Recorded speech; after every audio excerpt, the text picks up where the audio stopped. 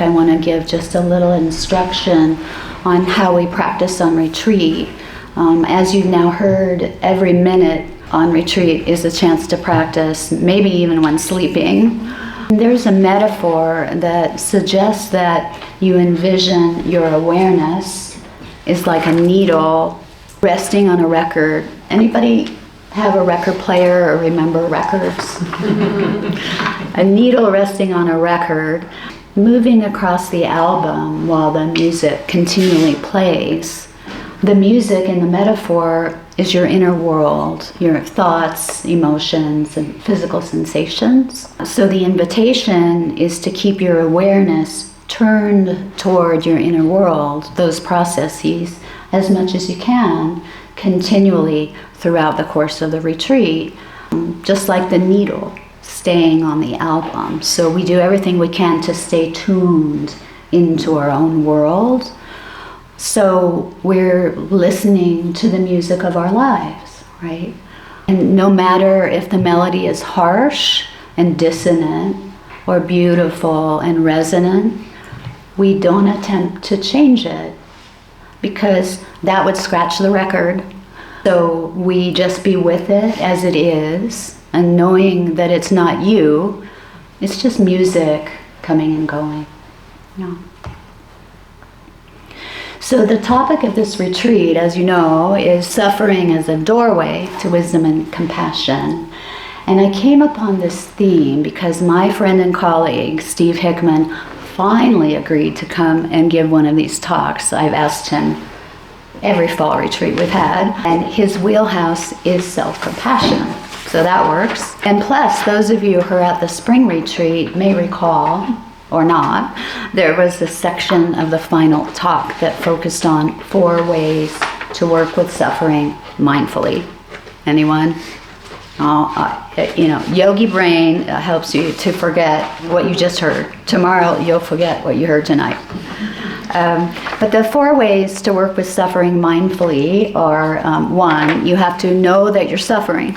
Honor it, accept it, recognize it, rather than walk past it, try to snuff it out, ignore it, or otherwise vanquish it, which is our usual way of handling suffering, right? And to do this, very first off, we have to be able to actually recognize we're not quite content. Something is a little off, or we're being bothered by something, a little thing or a larger one. And then, the instruction is just to pause. Just pause a minute, even a second, and say, this is a moment of suffering. Or just acknowledge this is hard right now. Right now, this is hard. That pause can change everything because it helps us to not put suffering out of our heart. We cultivate in this practice a heart that has room for everything. And then second, after we know that we're suffering, we have to then know our suffering. By know our suffering, I mean investigate it, lean into the sensations, thoughts, and emotions. Don't push them away. So we stay close to our suffering. The way we might be close to a friend. We would say to a friend, I know you. And so you want to be able to say, I know you suffering. I know you. In other words, we bring mindfulness to the suffering.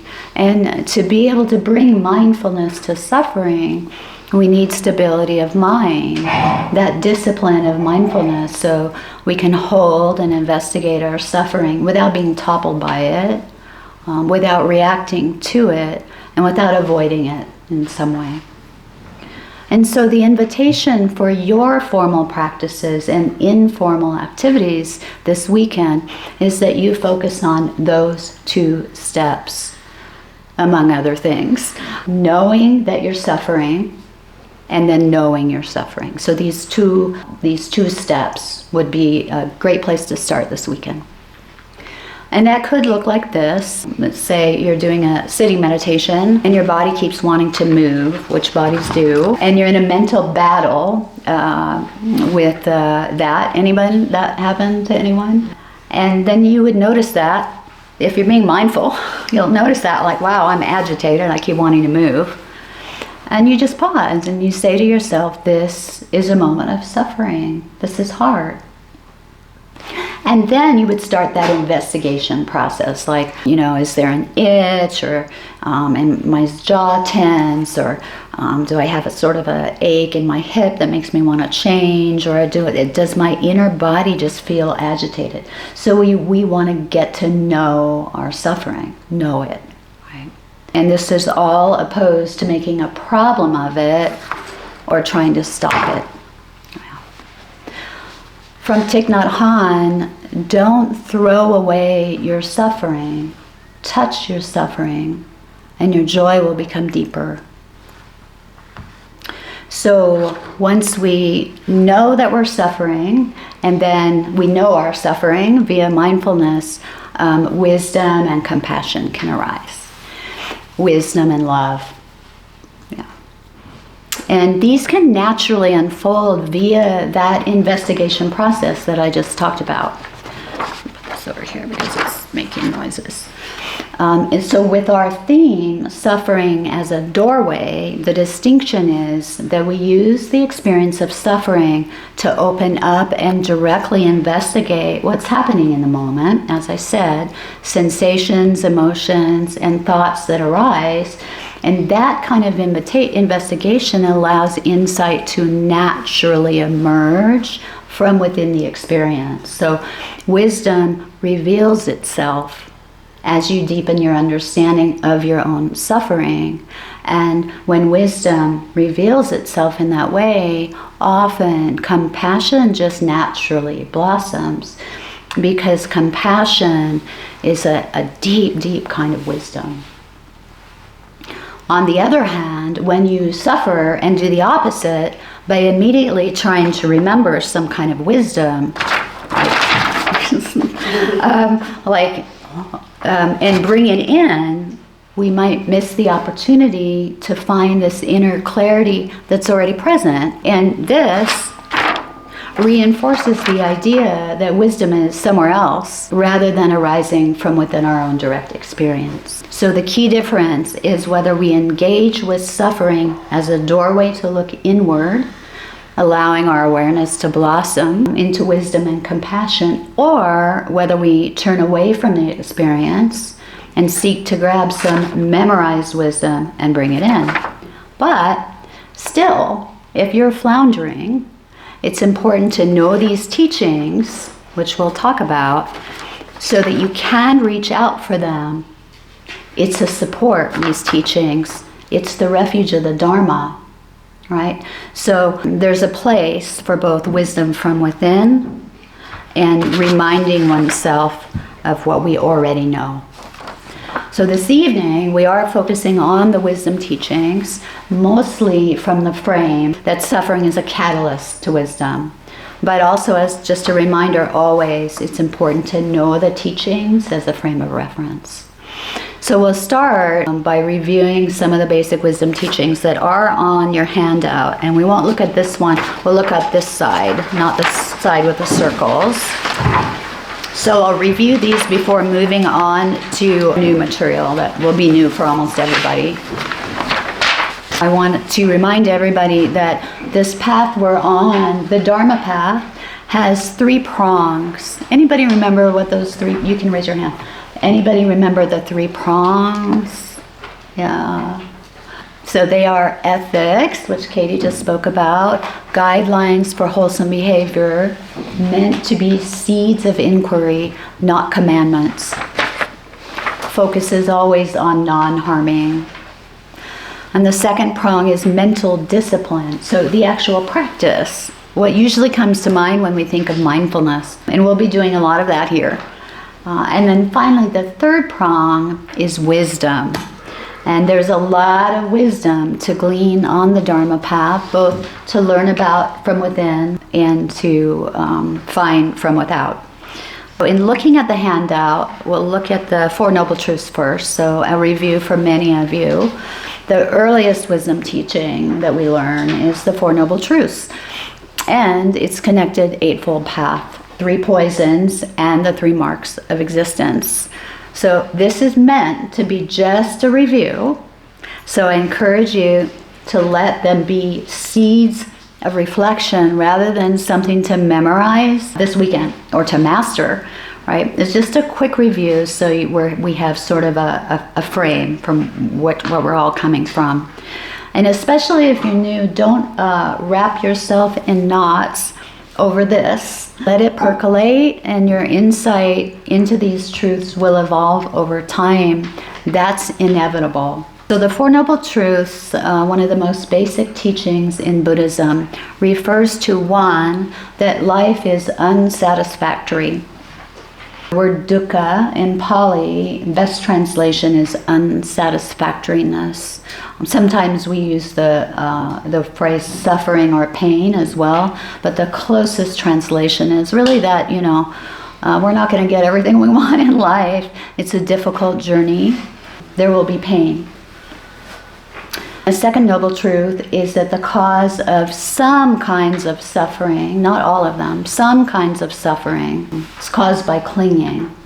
And some of you may remember from the spring that I used a different teaching with the word searches instead of clinging. The things that we're longing for, the things that we're searching for, that's the source of suffering. Those things that we're searching for. And then the third noble truth is that there's a way out. And the fourth noble truth is the way out, the path out. And that's the Eightfold Path. And so many of you are really familiar with these. So we're not addressing the Eightfold Path or the Four Noble Truths anywhere else on this retreat. But it's an underlying practice, underlying everything that we do. The second noble truth. Suffering is caused by clinging. And the second wisdom teaching I want to review is the three poisons, and we will talk about this later on in the retreat. So 3 poisons, I know it sounds really dramatic if you're new, but we had back in 2,600 years ago, there was drama in the language. So 3 poisons are causes of suffering. First one being greed. And we're not talking about money necessarily. That's a poison for sure. But we're really referring to those searches, the craving, clinging, wanting. When we're seeking after things to be a certain way and they're not, we're not going to be 100% content, and so we're going to be suffering. We also use the phrase attachment in kind of a substitute to greed and craving. So you'll hear these words interchangeably: greed, clinging, craving, attachment, anything that feels like this, right? And then the second poison is hatred. And hate is a really strong word. That is what my mother told me when I was young. This is referring to resistance, aversion, and not wanting, really kind of being against what's happening right now. When we're, trying to push away something that's happening, we suffer, right? And the third poison is delusion, and we're not necessarily talking about a mental health symptom of being delusional, but maybe. Delusion really refers to being ignorant of the source of suffering, or actually forgetting what we once knew. That suffering is caused by clinging, right? And it's that simple. It's really that simple, and we forget it all the time. At least I do. Anybody else forget the suffering's caused by clinging? I don't know, I've been practicing 20 years, and I can be like totally mindful and aware of all my clings, all of them, all my clings in one moment. And because of that, I'm able to meet all of life's joys and sorrows without resentment, without friction. But the next minute, I totally forget why I'm suffering. I'm like, what is wrong with me? Where's the wisdom? Like, I need some wisdom. So greed, hatred, and delusion, or craving, aversion, and ignorance. 3 poisons. And the next wisdom teaching, and this is the final kind of review, is the 3 marks of existence. And these are a little more complicated, so bear with me. Suffering opens a door to these also, because just by meeting your suffering squarely, face to face, you can't help but become more deeply attuned to these 3 marks. And they're fundamental, immutable facts of the universe. They're natural laws like gravity or the weather that we can't escape, although we might try because we're not fond of them. We're not fond of these at all. We are not, we don't make gravity a problem because it doesn't make sense that an apple would fall up and knock down, we're used to those things. So, but these we're not quite so attuned with. So the first one is dukkha, which we already went over, unsatisfactoriness or suffering. So life is inherently challenging at times, even downright miserable. And we just don't like that fact. We resist it and we hate it, essentially. But when we work with suffering, and we work with it mindfully, we actually really get that. The door to this profound insight is opened, and we drop out of resisting that we can't avoid many kinds of suffering, though we might try. We just can't escape it. It's a part of life. And when we come to live in harmony with this fact, we suffer less, we resist less. The second mark is anicca, impermanence. Everything is always changing, from the cellular level to the birth and death of stars and galaxies, maybe universes. And we all understand this on one level. We sort of know this. But in many cases, when it impacts us, we're not a fan of change. But when we embrace suffering mindfully, the way we've been talking about, that suffering itself reveals that everything changes. So your experience of suffering, and that's why we investigate it and we stay with it, you realize that it comes and goes. It never stays the same. So just by studying it mindfully, our suffering, we see the truth of change. And it becomes easier for us to live in harmony with impermanence rather than fighting it. And when we live in harmony with impermanence, we no longer cling to anything because it will go away anyway. When we don't cling, we don't suffer. Clinging becomes a waste of time and energy. We're much less interested in it. And then the third mark is anatta, or not self. Simplest way to describe it is to consider when we meet our suffering mindfully, we come to see that the suffering, whether it's physical, emotional, or mental, is not self. It's not me. It's not even mine. Not self, right? They're just processes unfolding from causes and conditions. When we study our thoughts and emotions carefully, we really, really get that. Wow, these aren't me. They're not self. Not no self. In Buddhism, sometimes people think that no self is a thing. In Buddhism, and it's not. It's not self. And this idea that what I'm experiencing is not me is so profoundly freeing. So we see that suffering helps us to live in harmony with these 3 truths, dukkha, anicca, and anatta. And that is not easy to do. And when we live in harmony with these 3 marks, the 3 poisons that I went over just before that are neutralized. So we can neutralize the poisons by living in harmony with the marks, kind of like anti-venom. Okay, so that's the end of that review. Hopefully it wasn't too awful. There's a reason for it. You'll see as the weekend progresses. So the 4 Noble Truths, the 3 poisons, and the 3 marks of existence. For the rest of this evening, I want to spend more of our time with some teachings that are likely way less familiar to almost all of you, and they are the 12 links of dependent arising. So that's the other side. The 12 links of dependent arising and its cousin. And you've got those diagrams on your handout. How many are familiar with either of those? 12 links of dependent arising. Oh, very fun then. Excellent. And again, we're not diving deeply into these, and we don't expect you to master them. There's a reason why I'm doing this. You'll see. So the top cycle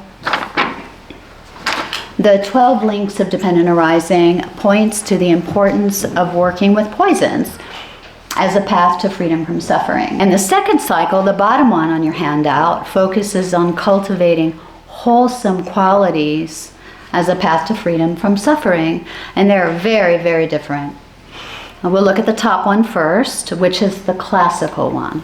So 12 links of dependent arising are a series of specific sequential causes and conditions that lead to and perpetuate suffering. It's a chain that unfolds over and over again, possibly over many lifetimes, unless we practice enough to change that trajectory. They show how actions driven by ignorance lead to a continuous cycle of birth, suffering, and then old age, and then death, and then rebirth, and then more suffering. It sounds tiring to me, but they're considered a core and fundamental teachings that offer much, much more detail on the foundational teaching that I mentioned several times earlier, suffering is caused by clinging. So it kind of opens up the teaching, suffering is caused by clinging, like an accordion. It dives deeper. And they can be really hard to get one's head around at first, so don't try. I'll give a concrete example in a minute.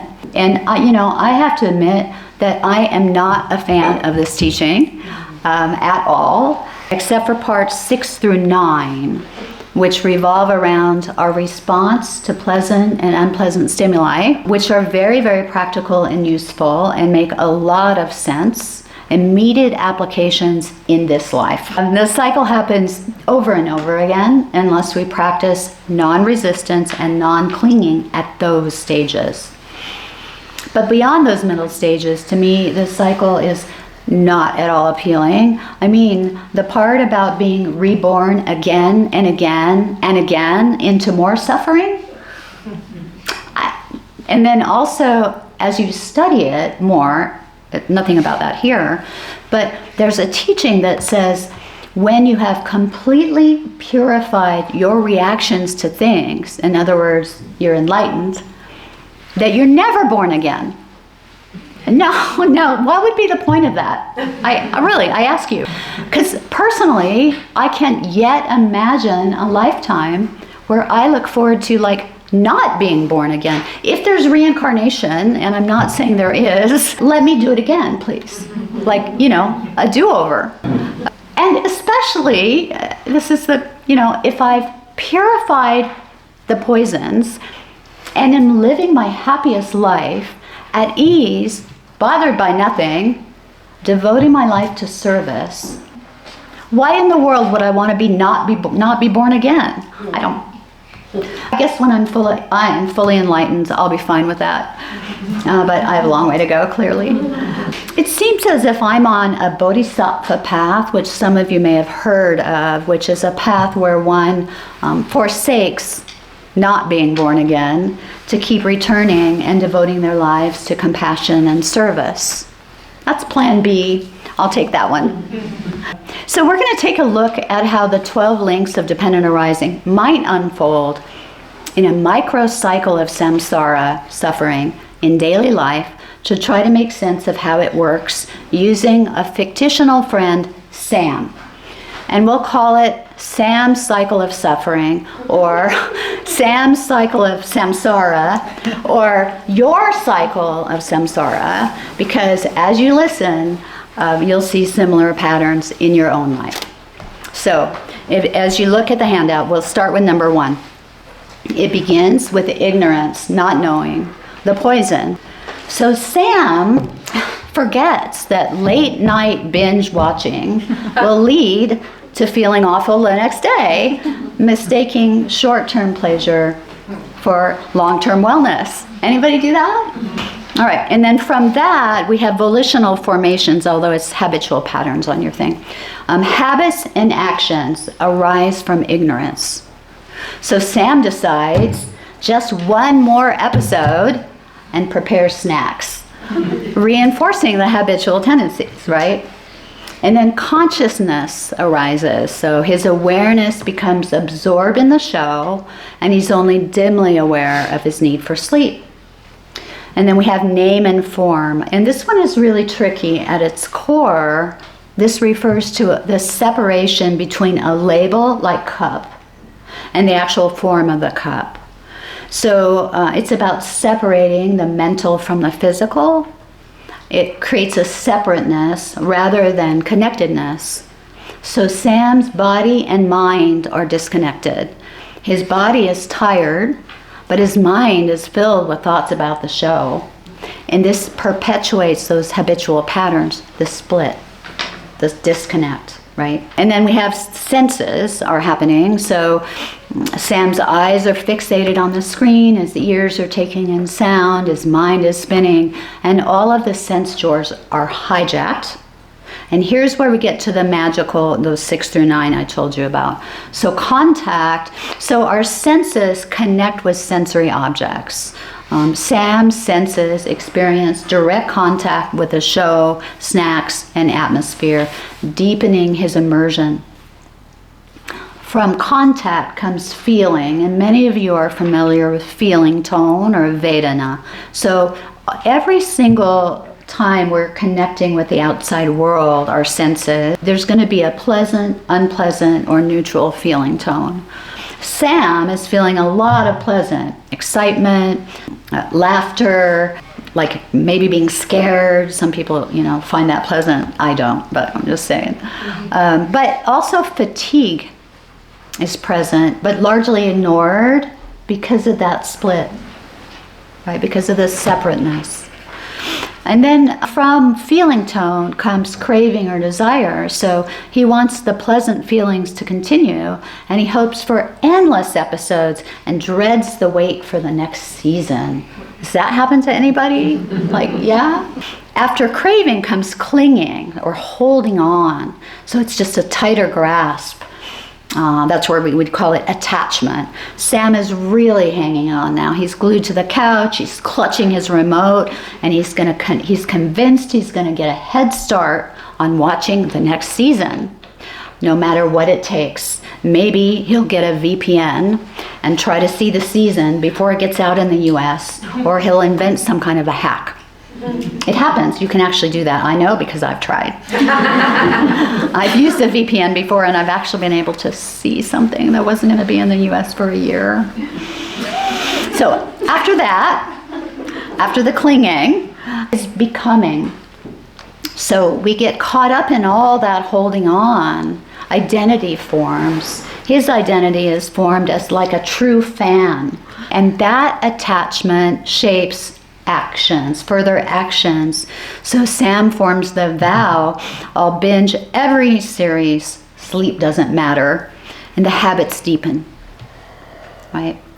And then comes birth, and morning comes, along with a new version of Sam, Zombie Sam.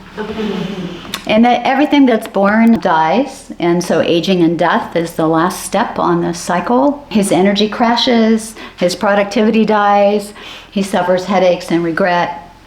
And without changing that trajectory on step 6, the cycle continues over and over again, where rather than craving and clinging, he just notices that pleasant and let go. So that's the opportunity for change. Notice all the, I want to watch, I want to stay up and watch it. You guys relate to that? I want to watch another one. You notice that craving, and you recognize that, okay, I'm not going to do that. So Sam's night of binge watching starts with ignorance and ends in the suffering of next day exhaustion, completing that classic cycle of cause and effect, just as the Buddha explained. But you guys relate, right? It's just a micro example, right? But you see how I have resistance to it because it takes the fun out of fun. I'm just saying. Because how can you enjoy binge watching a show now after hearing about Sam? I've had a bit of a phone game compulsion this past year, much to my embarrassment because I've never played any games.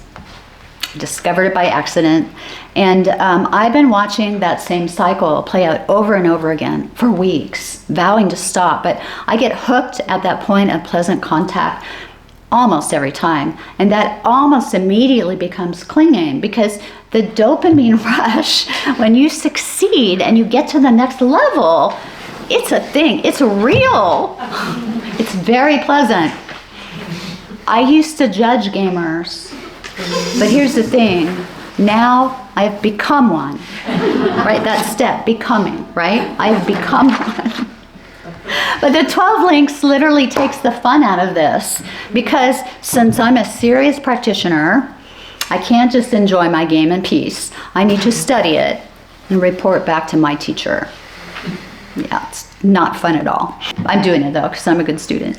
But seriously though, the important thing is this cycle can be interrupted around that feeling, tone, craving, clinging step. If we can just notice the sensation of pleasant or unpleasant and let go.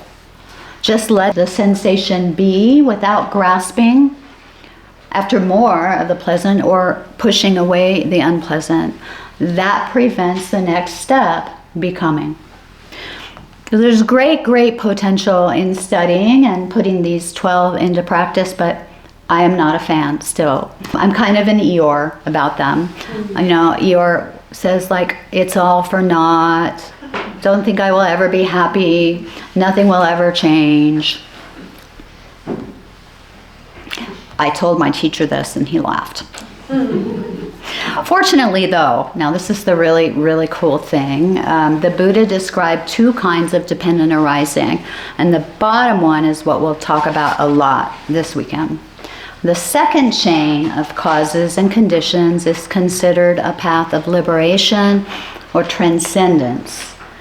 It's a reverse sequence where conditions that nurture freedom from suffering are cultivated and encouraged. This second one is so much more wholesome, and it has so many advantages in the way it prepares your body-mind for freedom, in the way it supports a foundation of happiness and tranquility, which then supports insight. So it's little known and discussed in beginning and intermediate practice levels, likely because it can lead to striving, because these are really pleasant states and you can easily start to cling after them, right?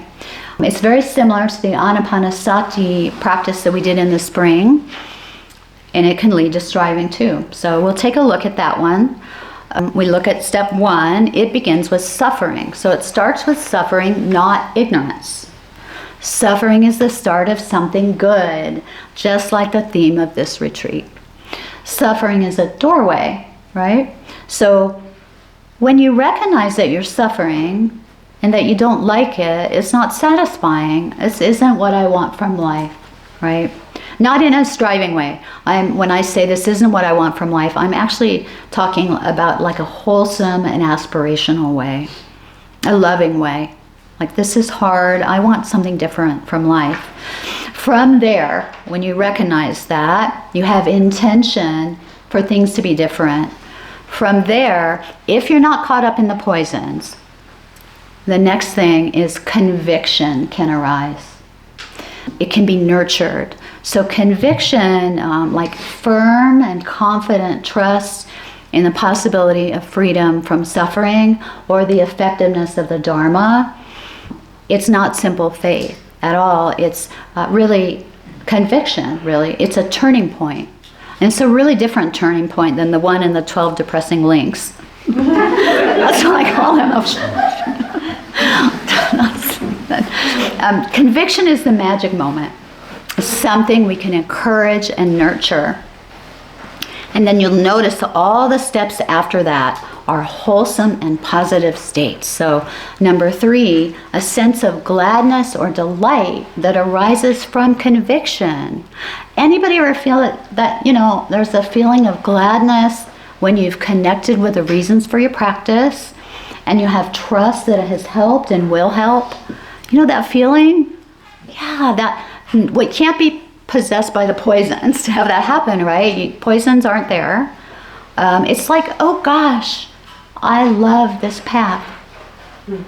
I see the power of this path. I trust it. So that would be that gladness that you can get from conviction, right? Starts with conviction.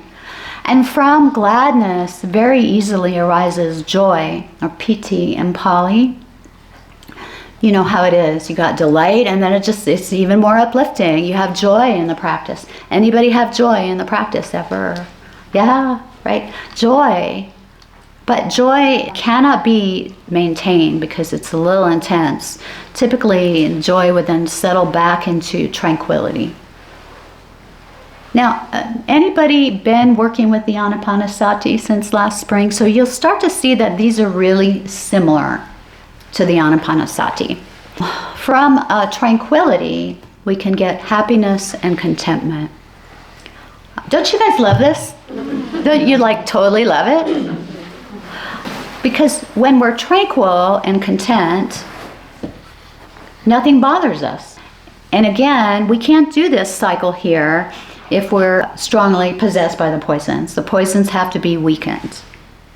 Greed, hatred, and those don't mix together very well. They have to be filtered out. So from happiness and contentment, then you have the ability to deeply concentrate, or that's samadhi. So you can be really steady and deep in your concentration, and that can't happen if you're caught up in struggle. So contentment is a precursor to concentration. And then when we can concentrate, knowledge and vision of things as they really are can arise, or insight, vipassana, seeing things clearly, and that's the wisdom. Do you see how you can get to the wisdom by cultivating wholesome states?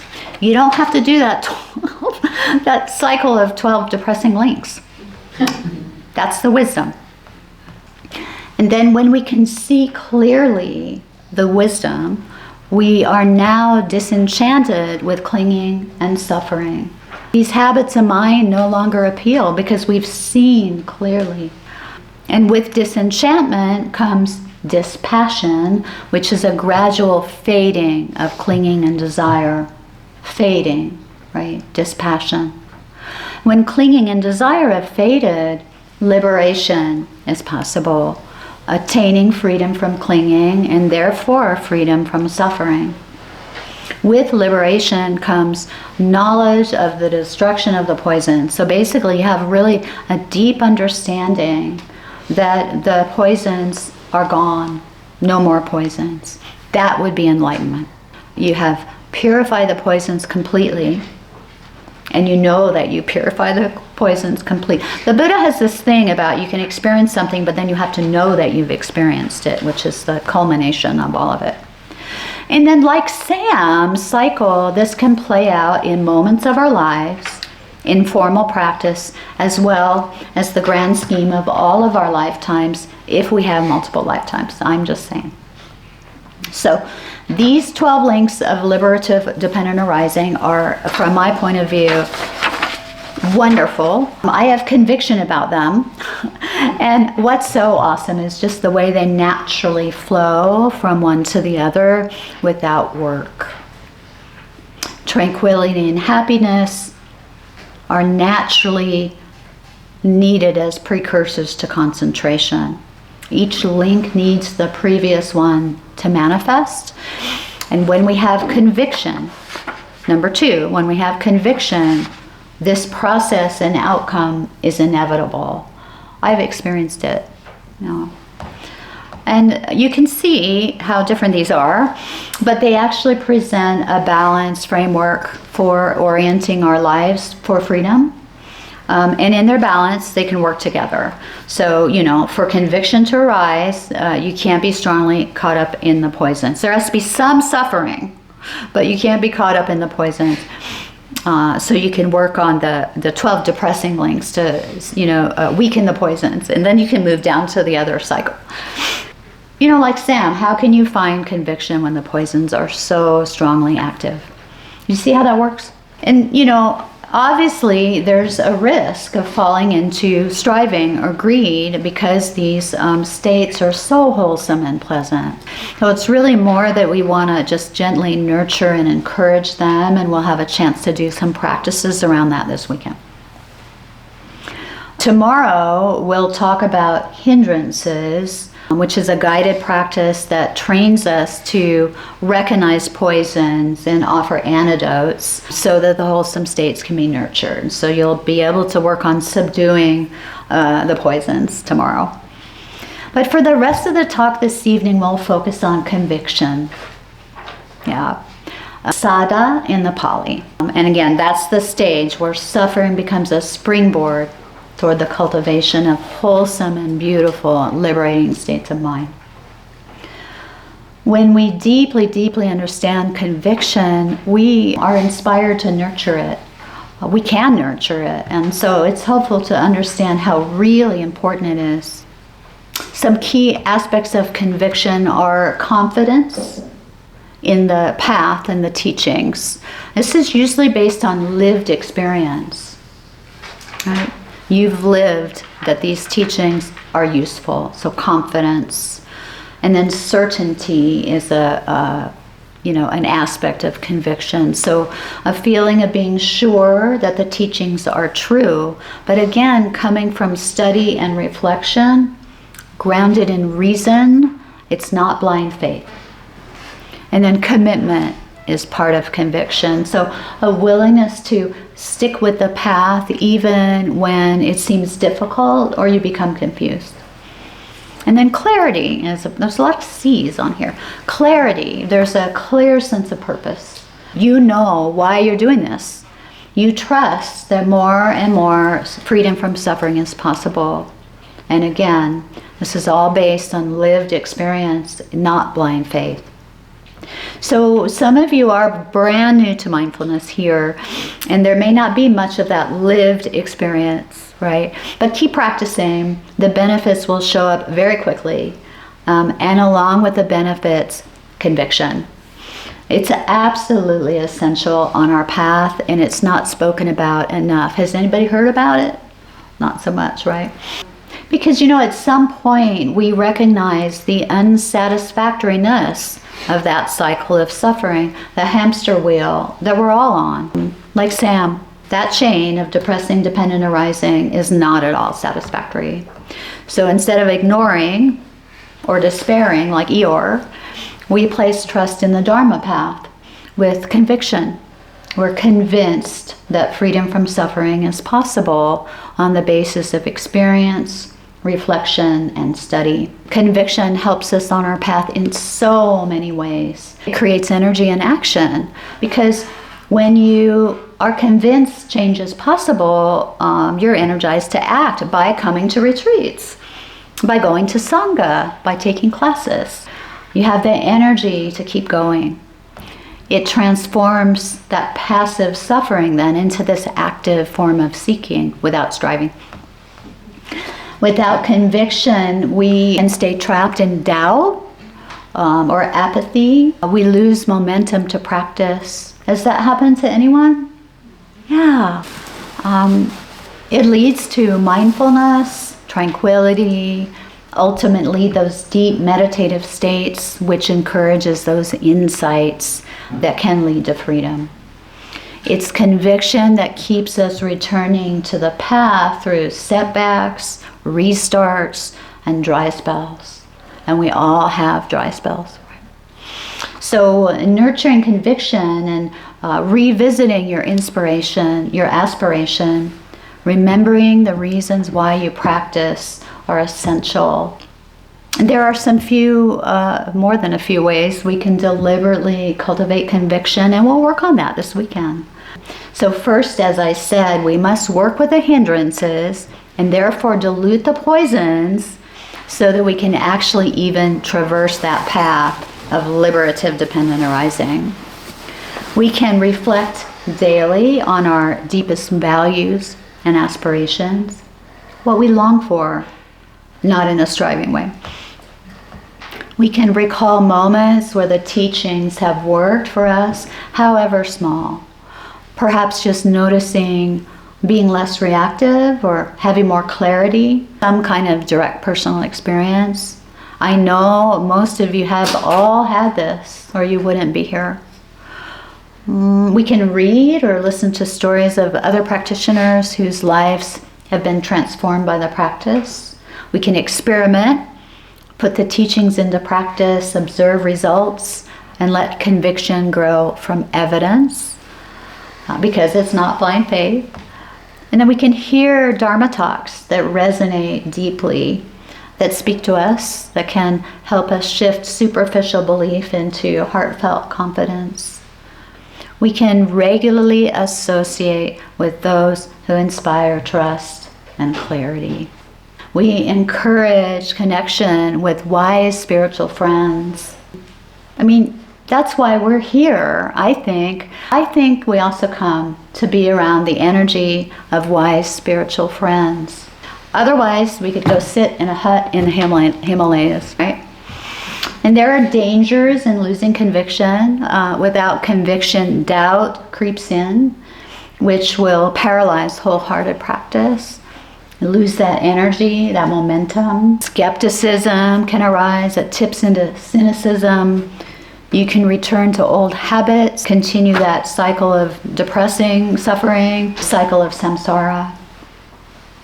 Conviction is like a spark, really, and you can think of it as a sustaining flame, I think. It turns suffering into an opportunity for freedom. It energizes and protects and guides.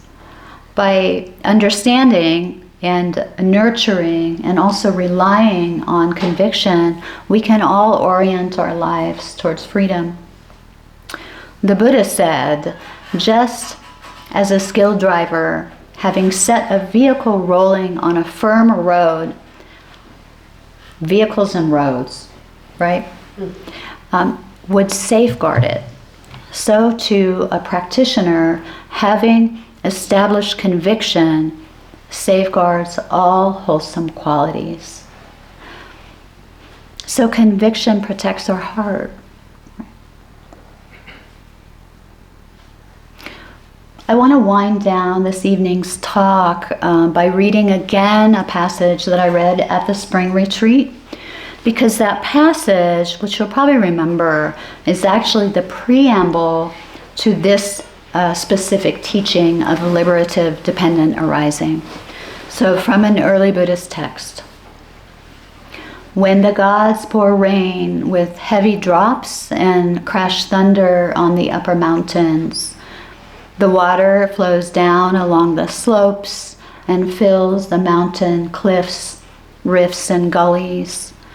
And when the mountain cliffs, rifts, and gullies are full, they fill the little ponds. And when the little ponds are full, they fill the big lakes. And when the big lakes are full, they fill the little rivers. And when the little rivers are full, they fill the big rivers. And when the big rivers are full, they fill the great ocean. And in this same way, the path of practice unfolds. And he's talking about this path, the path of liberative dependent arising. That path. And the imagery emphasizes this natural and cumulative process of spiritual development and underscores the interconnectedness and inevitability of this process when conditions are properly cultivated. Conditions of 3 prongs: ethics, wisdom, mental discipline, including the 12 links of liberative dependent arising, conviction being a part of that. And the heavy drops of rain are so meaningful because just as rain nurtures growth, suffering invites the growth of wisdom and compassion. So we'll honor this turning point, conviction, this weekend by beginning all of our practices with some kind of conviction reflection. And we'll do this in our first guided meditation later this evening. And that way we can carry this onward into the retreat and daily life, using suffering as that springboard toward wholesome states and towards peace and liberation. Thank you for your kind attention. We're just going to sit for a moment And when I sound the bell, we'll do our walk.